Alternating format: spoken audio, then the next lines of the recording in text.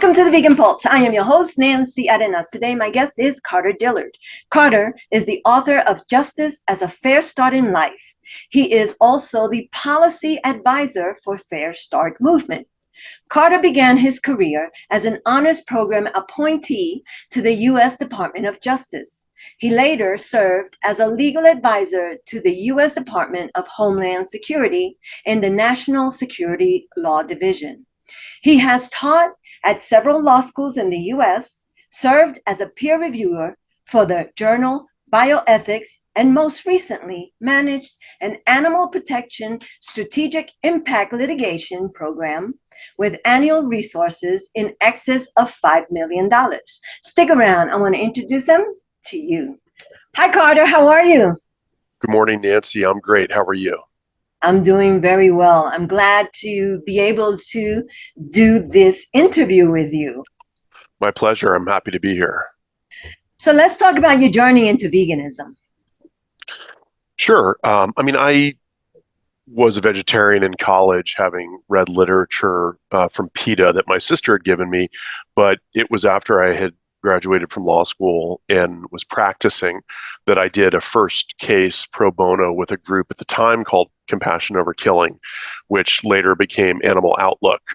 And the case involved egg farms in the Northeast.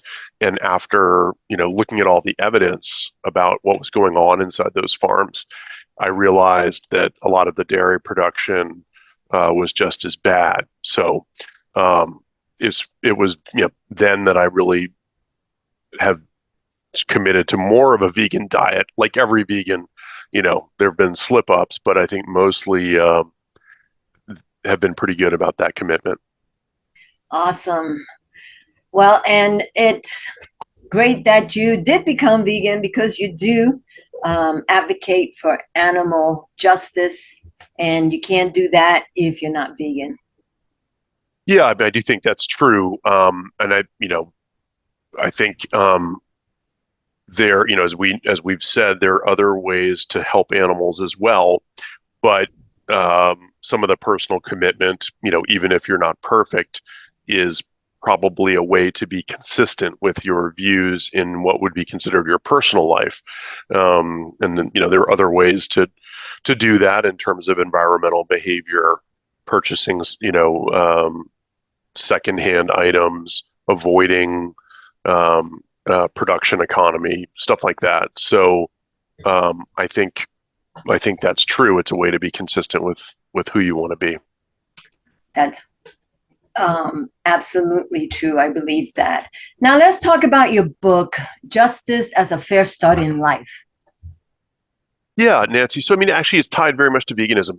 When I started working in animal rights, 2004, 2005, I was also doing research at the Department of Justice on reproductive rights.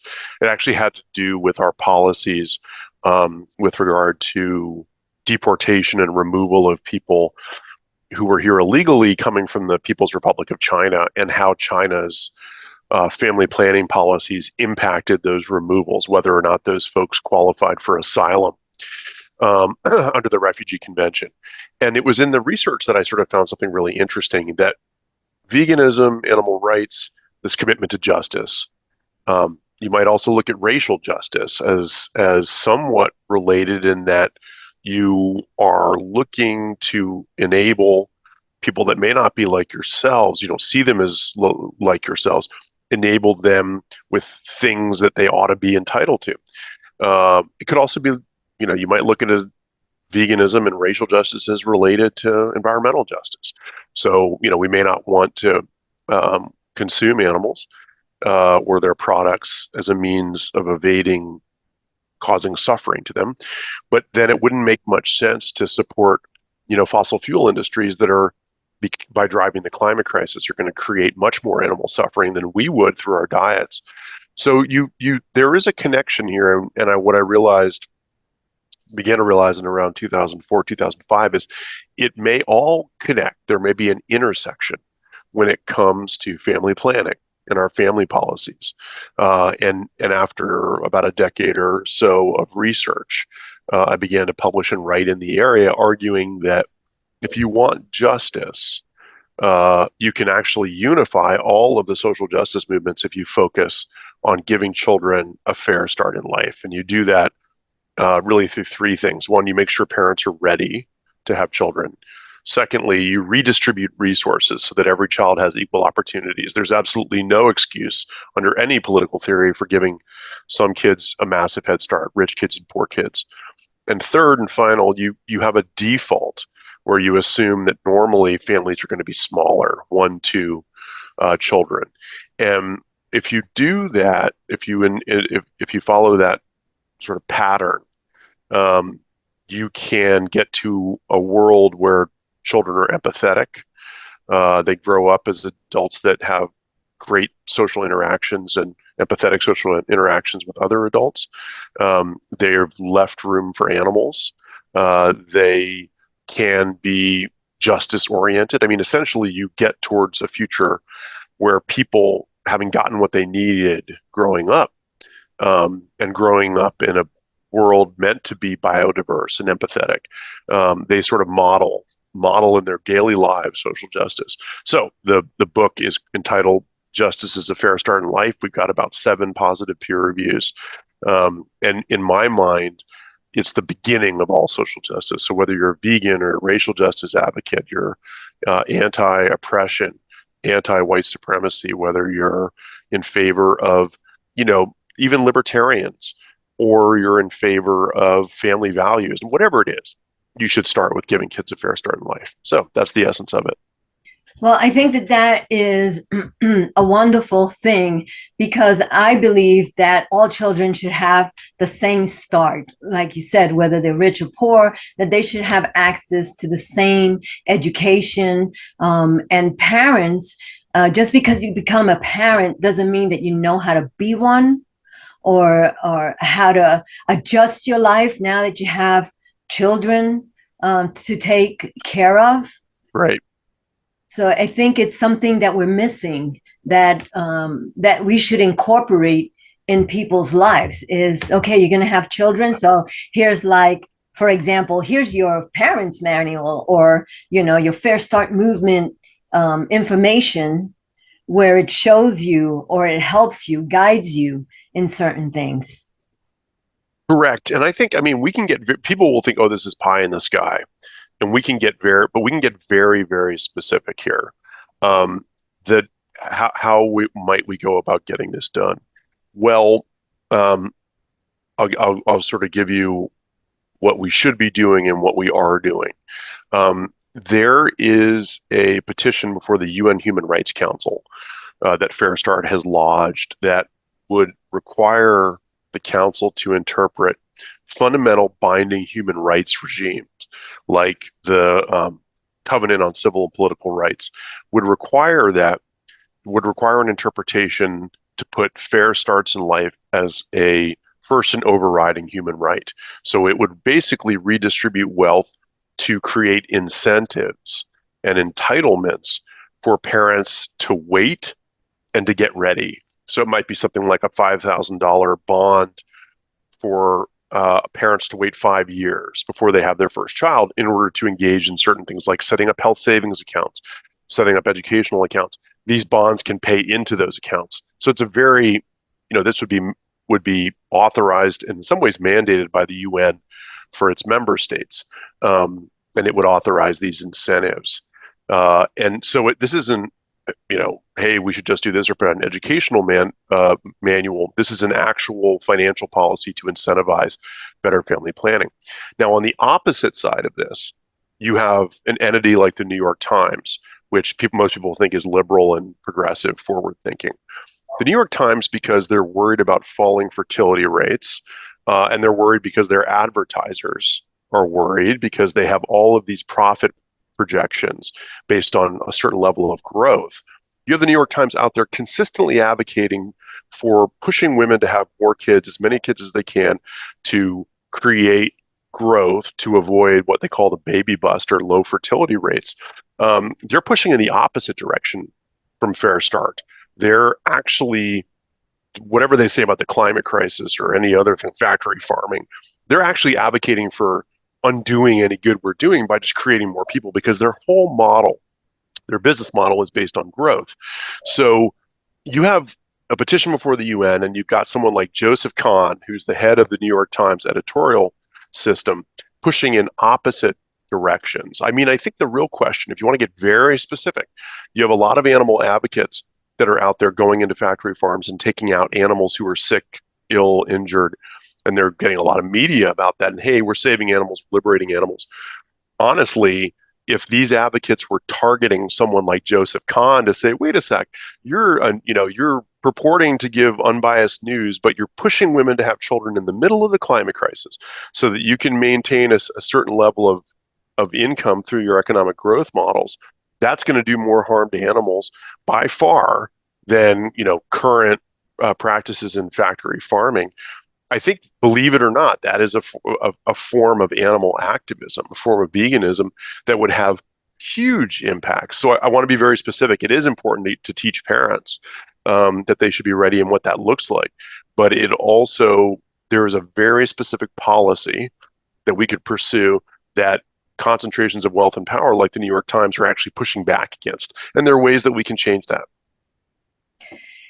And all again, they do it because they're after the money. So no one is really looking out for future generations, the children, or even us at some point in time in the future, in the near future, with climate change affecting us more and more every day, even though people are not paying attention.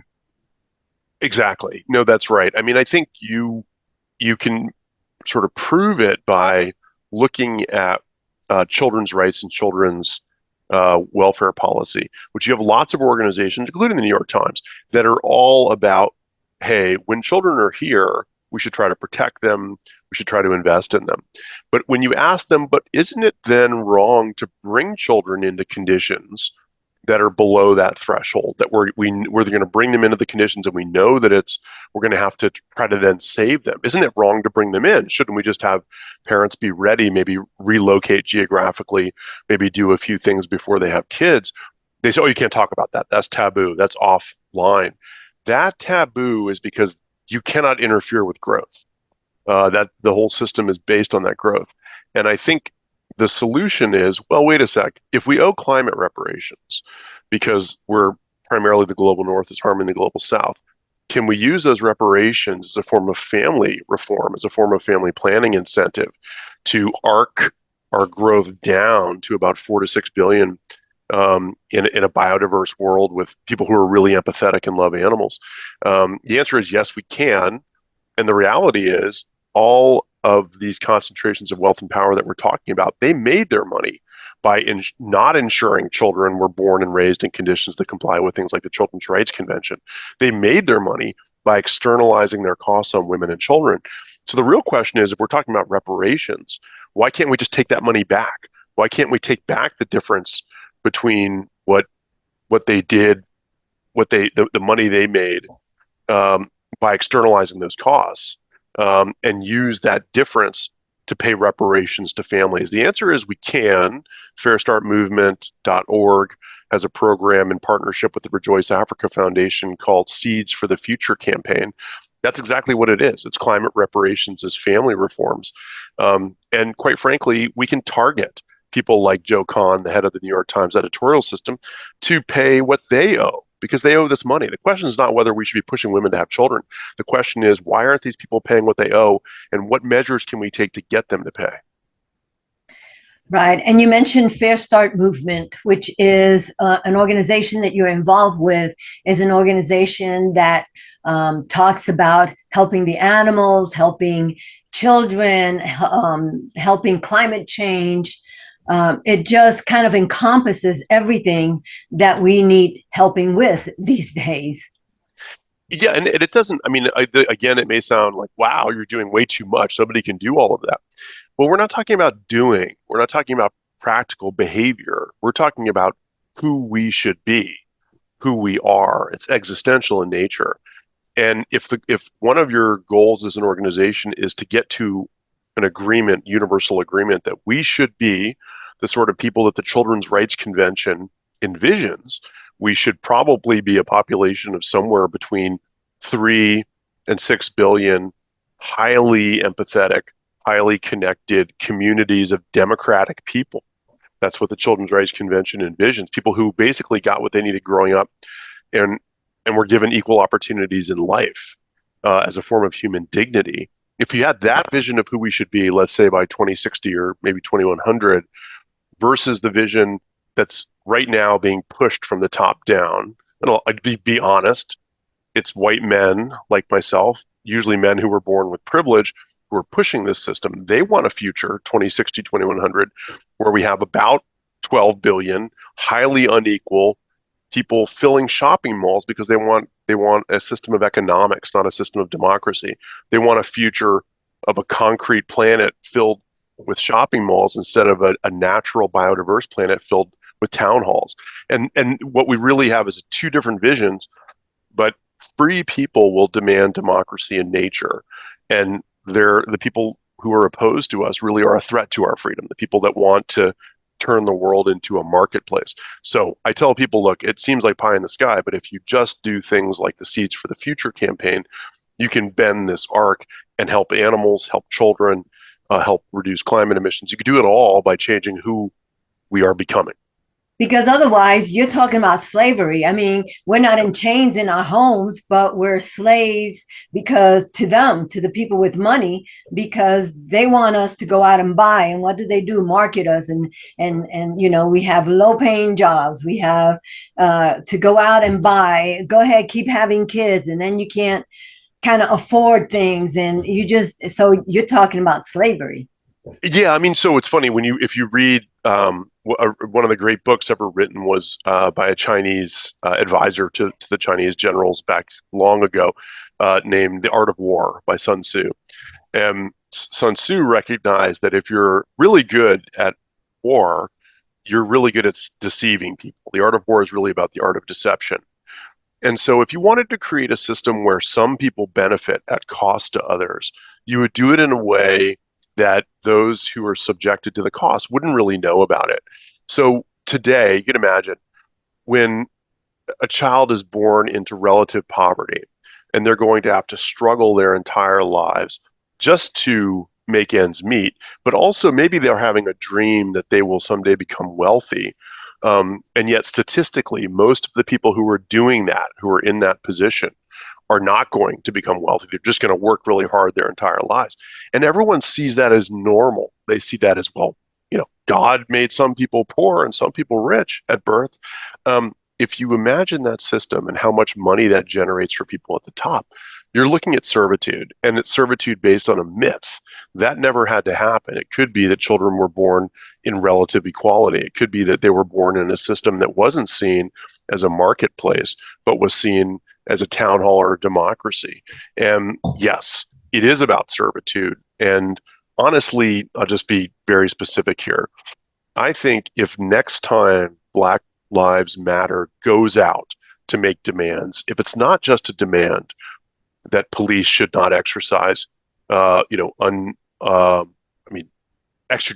killing of Black men, which is what Black Lives Matter was targeting. It is that is the extrajudicial killing that Amnesty International talks about as sort of political violence, as violations of human rights. If not just doing that, but Black Lives Matter were to add a demand for birth equity. So, hey, Elon Musk, all of the money that you have was made by externalizing costs through cheap labor by not ensuring children what they needed growing up, externalizing environmental costs because you're not using a standard for the environment of animal liberation in a biodiverse world. We can take all of the costs you externalize from you and from your rich kids, and we can invest it in children to give them equal opportunity. If Black Lives Matter went out and said that, I think it would make all the difference towards bending the future towards the thing that we're talking about. And I think they'd have the right legally and morally to make that demand. And I hope something like that does happen in the next few years. I hope so too. The other thing is, when we have like steps, right? So the rich people, the middle class, and then lower class. But and then everyone is kind of urged to think about just them and their family, right? So if we talked about like fair movement, things that you're talking about, it's more about thinking of everyone as a community. And so we are not just, it's not just my kid, but all of our children, because in the end, raising compassionate children will lead to a more peaceful and compassionate world. Yes. And Nancy, I want to make something very clear, because I think the way that you're characterizing it is from the perspective that might be considered altruistic or a loving or an other regarding perspective, where you're really focusing on providing benefits to others. And that's a compassionate and a loving perspective that you have. I share that with you. But many people don't share that perspective. They are sort of satisfiedly self-interested. They believe that self-interest is the way to structure the world, that it's the most effective, beneficial way to structure the world. And that if you look at Ayn Rand's egoism, it reflects some of this thinking. My argument to them is, even if you're self-interested, you're going to want to go with Fair Start as an ideology that reflects the human rights system.